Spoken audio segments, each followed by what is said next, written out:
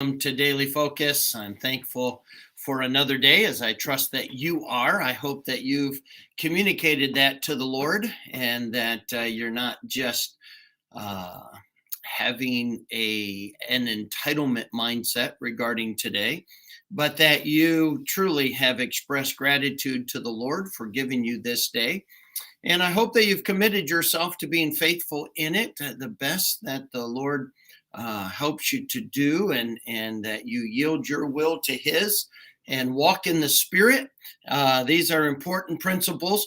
Well, I've named this one equal sacrifice. Verse 13 says, "For I mean not that other men be eased and ye be burdened, but by an equality, that now at this time your abundance may be a supply for their want, that their abundance also may be a supply for your want, that there may be equality, as it is written, he that hath gathered much had nothing over, and he that had gathered little had no lack. But thanks be to God, which put the same earnest care into the heart of Titus for you."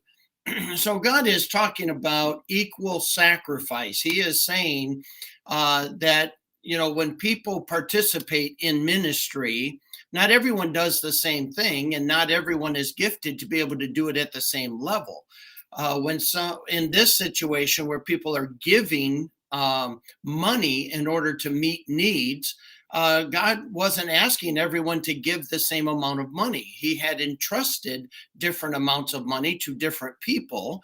And so he's not saying that only certain people should have to participate. He's saying, no, everyone participates.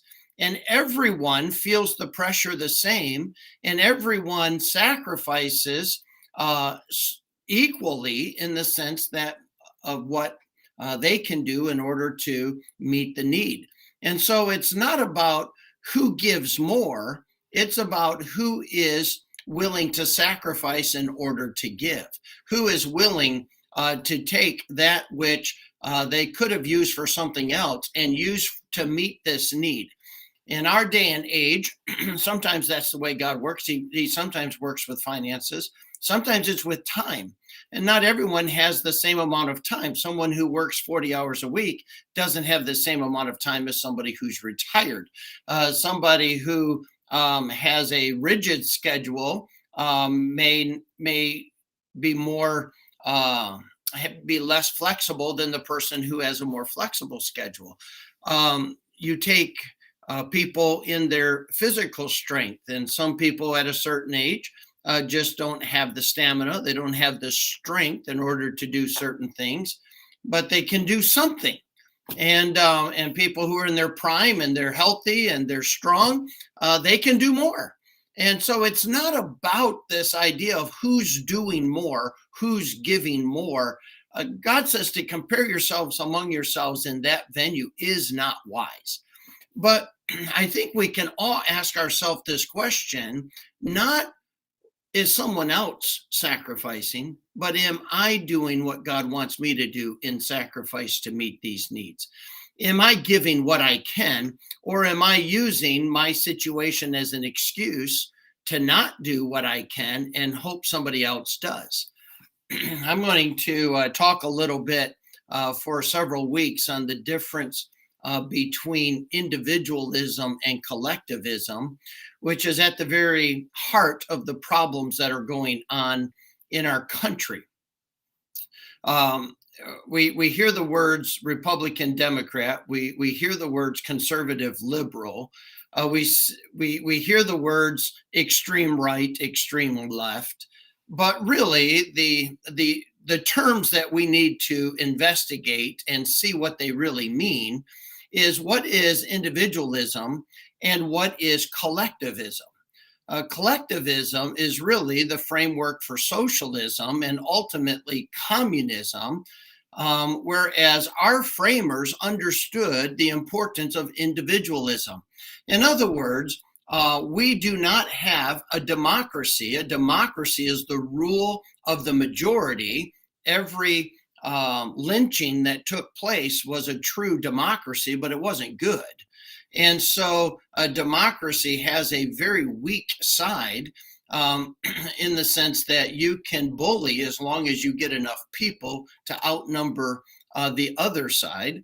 And so our framers really understood the dangers of a democracy. And so what they did is they formed a republic, and more specifically, a constitutional republic.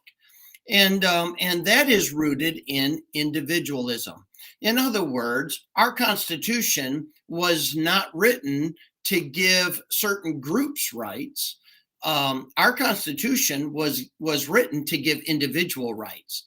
And it said that no matter how many people want something, you never have the liberty to infringe upon the rights that are outlined in the Constitution of the individual.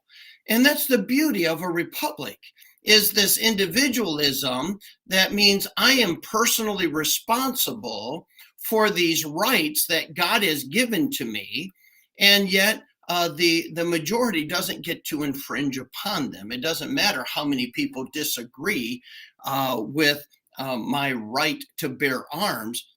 I have an individual right as an American given to me by the Constitution to own and bear arms. That's a right that is an individual. It doesn't matter how many groups are started or how many people are in opposition. This is an individual right. And I think that we sometimes miss that in individualism comes the high pressure for personal responsibility, which means that in individualism, somebody has the right to vote, and quite frankly, they have the right not to vote. And so I don't have the liberty to impose what I demand them to do. I demand them to vote, or I demand them to vote a certain way. Our Constitution gives individual responsibility, and they're responsible as to whether they vote or they don't vote, or how they vote. And it's an individual responsibility. Nobody gets to assume that. Nobody gets to commandeer it. And certainly nobody should coerce it. One of the problems that we have with collectivism is that they rule by coercion, whereas individualism is a government of personal responsibility. And so I'm going to talk a lot more about that. But in 2 Corinthians chapter 8, God is setting the framework, and he is saying, listen, this isn't about what is the group doing. This is about an analysis of, am I doing what God wants me to do? Is everyone individually before God equally participating in the responsibility that God has given to them according to the amount of stewardship that God has entrusted to them? And so when we look at this word equal sacrifice, we're not talking about socialism. We're really talking about individualism. And we're going to expand on that as we go forward. And I think it'll be a help to all of us as we get our mind wrapped around the brilliance and genius that God used in our framers to give to us a constitutional republic. May God bless you. I hope you have a great day today. I look forward to seeing you again tomorrow.